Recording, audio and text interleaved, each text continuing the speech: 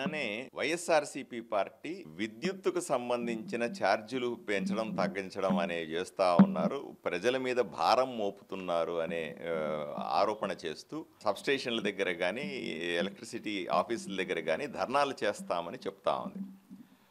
వైఎస్ఆర్సీపీ పార్టీకి ప్రజల వైపు నుంచి విద్యుత్ సంస్థల దగ్గర ధర్నా చేసే నైతిక హక్కు లేదు అని మనం స్పష్టంగా చెప్తా ఉన్నాం. ఎందుకంటే మనం గుర్తుపెట్టుకోవాలి, 2014లో రాష్ట్రం ఏర్పడి చంద్రబాబు నాయుడు గారు ముఖ్యమంత్రి అయిన సందర్భంలో 22.5 మిలియన్ యూనిట్ల లోటుతో రాష్ట్రం ఏర్పడింది. చంద్రబాబు నాయుడు గారు 2014 నుంచి 19 వరకు కూడా 5 సంవత్సరాల కాలంలో కష్టపడి రకరకాల విద్యుత్ ఉత్పన్నాల ద్వారా విద్యుత్తును ఉత్పత్తి చేయడం ద్వారా దాన్ని మిగులు విద్యుత్ రాష్ట్రంగా ఆంధ్రప్రదేశ్ని తయారు చేసి జగన్మోహన్ రెడ్డి చేతిలో పెట్టాడు. 2019లో జగన్మోహన్ రెడ్డికి అధికారంలోకి రాగానే మొట్టమొదటి చేసిన పని అప్పటిదాకా చంద్రబాబు నాయుడు గారి ప్రభుత్వం చేసినటువంటి విద్యుత్ ఒప్పందాలన్నింటినీ కూడా రద్దు చేయడం. అకారణంగా ఏ కారణము లేకుండా విద్యుత్ ఒప్పందాలన్నీ రద్దు చేసి రాత్రికి చీకటిమయం చేశాడు. ఎందుకు రద్దు చేశావంటే కేవలం ఒకే ఒక కారణం, తెలుగుదేశం పార్టీ ప్రభుత్వం లేదా కూటమి ప్రభుత్వం రద్దు చేసింది, ఇచ్చినటువంటి కాంట్రాక్టులు నేను రద్దు చేస్తాను. కక్షాపూరిత రాజకీయాలు తప్ప ఏమీ లేకుండా అప్పటి నుంచి మొదలైంది సమస్య. దాంతోపాటుగా విపరీతమైన అవినీతి, ట్రాన్స్ఫార్మర్లను కొనుగోలు చేయడంలో కానీ మెటీరియల్ని కొనుగోలు చేయడంలో విపరీతమైన అవినీతి చేస్తా బాగా మిగులు విద్యుత్తు ఉన్నటువంటి రాష్ట్రాన్ని లోటు విద్యుత్ లాగది, అంటే రాష్ట్రంలో విద్యుత్తే తయారీ లేకుండా పోయింది. దాంతో తప్పనిసరిగా బయట నుంచి విద్యుత్ కొనాల్సి వచ్చింది. 5 రూపాయలు మనం తయారు చేసుకుంటే 5 రూపాయలకు వచ్చేటువంటి విద్యుత్ని 8 రూపాయల నుంచి 14 రూపాయల వరకు పెట్టి బయట నుంచి కొనడం వల్ల ప్రజల మీద విపరీతంగా భారం పడింది. విపరీతమైన అవినీతి, కక్ష, వీటి వల్ల నష్టం జరిగింది. పోనీ ఆయన 5 సంవత్సరాలుగా జగన్మోహన్ రెడ్డి గారు 10 సార్లు విద్యుత్ ఛార్జీలు పెంచాడు. నేను లెక్క కూడా చెప్తాను చూడండి. జూలై 1వ తారీఖున 2019లో 5% స్థిర ఛార్జీలని పెంచాడు.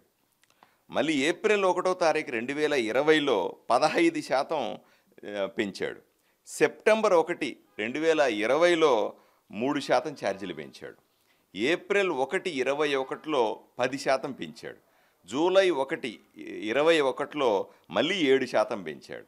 22లో 12%, 22 జూలైలో మళ్ళీ 5%, 23 ఏప్రిల్లో 9%, ఆగస్టు 1, 2023లో 8%, ఏప్రిల్ 1, 2024లో 10%. ఇట్లా 10 సార్లు, ఒకసారి కాదు 2 సార్లు, 10 సార్లు ప్రజల మీద విద్యుత్ భారం మోపింది జగన్మోహన్ రెడ్డి గారు.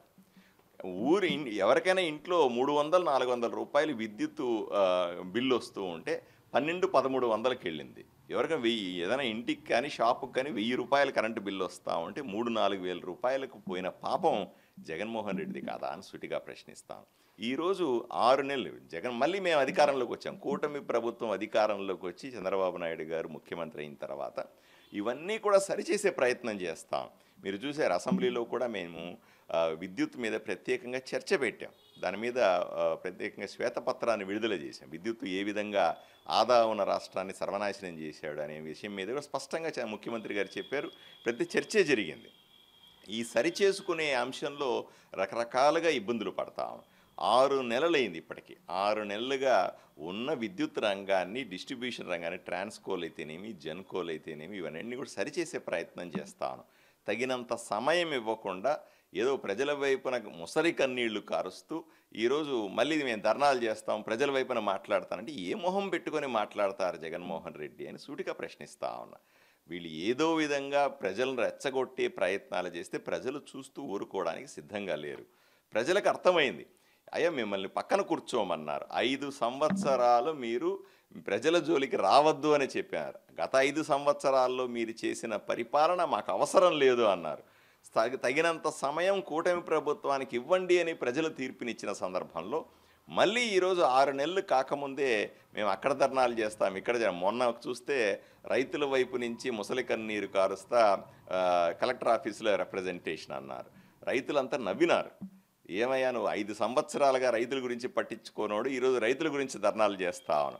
5 సంవత్సరాలు ఏ రోజు కూడా మీడియా ముందుకు రానటువంటి జగన్మోహన్ రెడ్డి ఇప్పుడు మీడియా ముందుకు వచ్చి రకరకాల ధర్నాల పేరుతో లేదా రకరకాల ఎజిటేషన్స్ చేస్తానని చెప్తా ఉన్నాడు. ఇది సరైన విధానం కాదు అని వైఎస్ఆర్సీపీ పార్టీకి చెప్తా ఉన్నాను.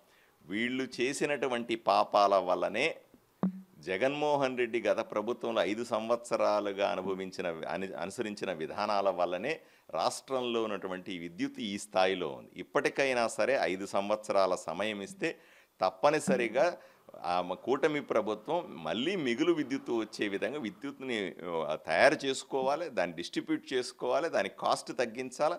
ఇవన్నీ చేయడానికి తగినంత సమయం కావాలని ప్రజలకు తెలియజేస్తా ఉన్నాం. వైఎస్ఆర్సీపీ పార్టీ చేస్తున్నటువంటి ముసలి కన్నీరు ధర్నాలకి ప్రజలు తిప్పికొట్టాల్సిందిగా కోరుకుంటా ఉన్నాను.